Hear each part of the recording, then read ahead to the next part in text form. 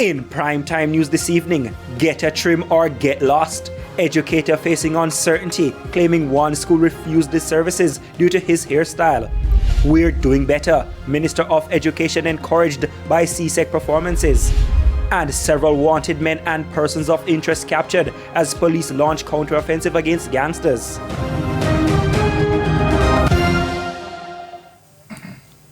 Good evening and welcome to Primetime News on air and online at onespotmedia.com. I'm Archibald Gordon. And I'm Janella Precious with a preview of what's to come in business news. Andrea Chisholm is here. Well, Janella, local digital wallet provider Link has stopped its referral program. What does that mean for customers and how will they be affected? And it's a Wednesday, so we'll have the latest gas prices. Looking forward to that, Andrea. And Jermaine Brown has a preview of Primetime Sports. Well, thank you, Archie. Well, the T20 World Cup will be hosted jointly by the West Indies and the USA next year, but Jamaica will not be hosting any of those matches. We'll tell you why a bit later on.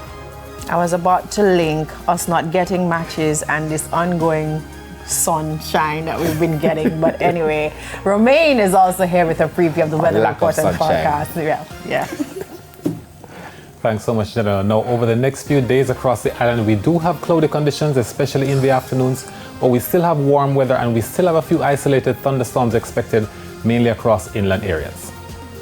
Yeah, so that sounds like humidity, but we're going to give him a pass for now because he says cloudy, so let's sun. So there's also sports commentary and E-Prime in this newscast, but before the break, the feedback question. And this evening we're asking, what do you suggest should be included in a grooming policy for teachers? And we are especially interested in your answer given the first story of Primetime News that's coming up. You can share your comments though online, facebook.com/television Jamaica, and you can tweet us as well at TVJ News Center.